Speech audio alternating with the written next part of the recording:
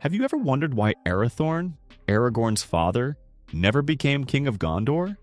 Obviously, he was just as much an heir of Isildur as his son. So why wait for Aragorn?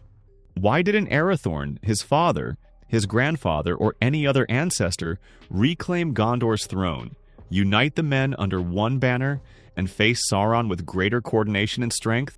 Let's investigate that in this video. The Lord of the Rings films have extremely limited time to tell a complex story involving disputes over succession, political crises, and deep historical context. So naturally, the adaptation simplified many things.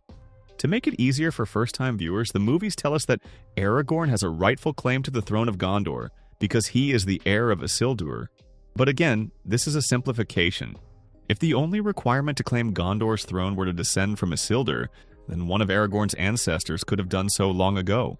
To understand what was truly necessary for someone to have legitimacy over Gondor's royal throne, we must look into the appendices of the Return of the King. Elendil arrived in Middle-earth and founded two realms in exile, Arnor in the north and Gondor in the south. He was the High King of both, ruling Arnor directly while his sons Isildur and Anárion governed Gondor on his behalf. Both Elendil and his younger son Anárion died in the War of the Last Alliance. After the war, Isildur went to Minas Tirith, planted the White Tree in memory of his beloved brother, and entrusted the rule of the south to Anárion's son. Quote from the Return of the King: Isildur departed to take up the high kingship of his father, and committed the rule in the south in like manner to the son of his brother. Although Isildur did not renounce his claim to Gondor's throne, shortly after handing authority to his nephew, he and his three eldest sons were killed. Only his youngest son survived.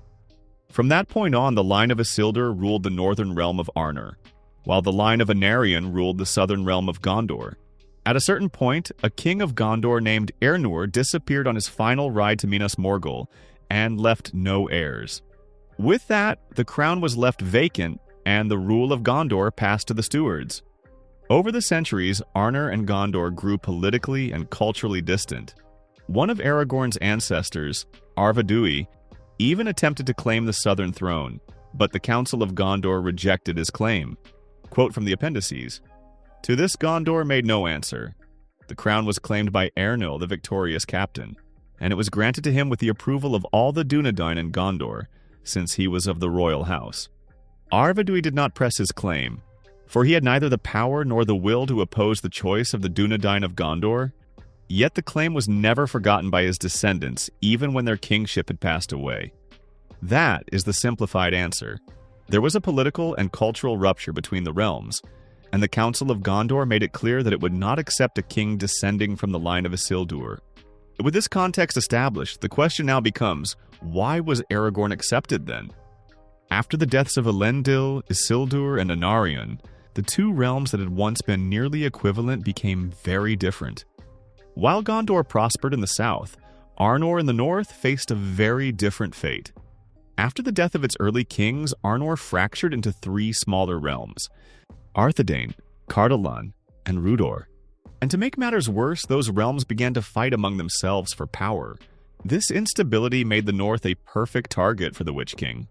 He established himself in a nearby region called Angmar, from where he launched attacks for many years.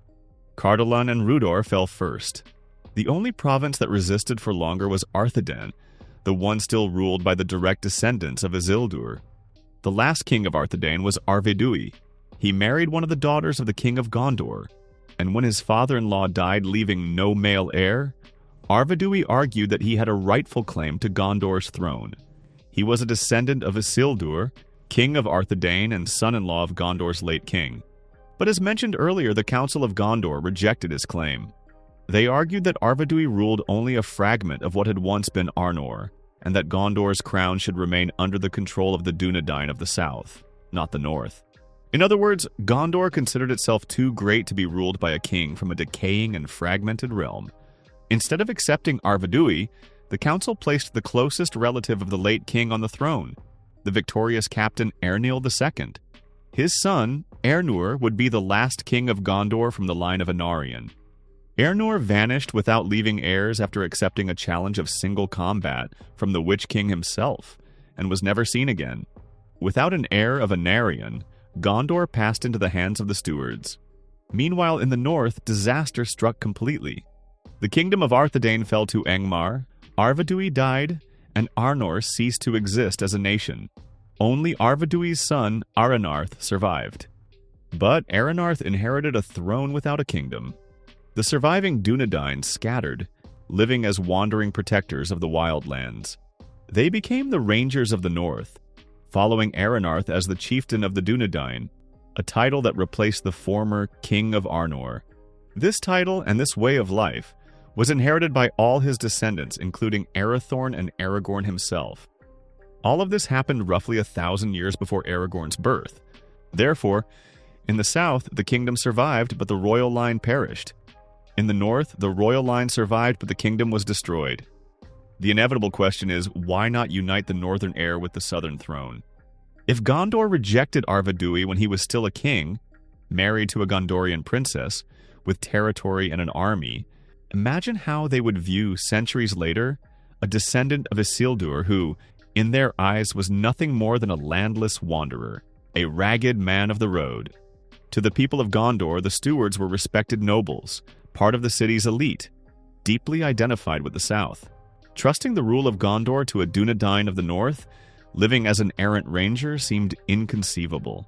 But the northern Dúnedain held precious items no one else possessed. The heirlooms of the House of Elendil, preserved for centuries. Among them, the Ring of Barahir, seen on Aragorn in the films. The winged crown of Gondor kept in secret, and the shards of Narsil, the sword that cut the ring from Sauron's hand. In the books, each chieftain of the Dúnedain carried the broken sword as living proof of his lineage. Now we come to the reason Aragorn was accepted as king of Gondor, when another descendant of Isildur had been rejected. The War of the Ring gave Aragorn something none of his ancestors ever had: the chance to save Gondor. Aragorn saved Gondor in several ways: through leadership on the battlefield, by fulfilling the ancient oath made to Isildur by the Men of the Mountains, and by using the army of the dead to turn the tide in Gondor's favor. In the films, the dead travel with Aragorn to Minas Tirith. In the books, he uses them to destroy the Corsair fleet at Pelargir, freeing thousands of Gondorian soldiers stationed on the coast to defend their grain stores. These troops were then able to march to Minas Tirith. In both versions, without Aragorn, Gondor would have fallen. And to complete his recognition, something crucial happened. After the Battle of the Pelennor Fields, Gondor was full of wounded, many poisoned or afflicted by the black breath of the Nazgul. There existed in Gondor an old saying, quoted in The Return of the King. For it is said in old lore, the hands of the king are the hands of a healer, and so the rightful king could ever be known. Aragorn walked the whole city, exhausted after endless battles, healing everyone he could, using the knowledge he had learned from Elrond and Rivendell.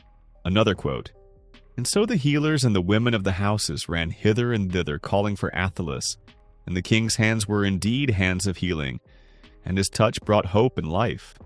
In the end, Aragorn saved lives, eased suffering, and proved that the true king was not just a victorious commander, but someone worthy of love, hope, and trust.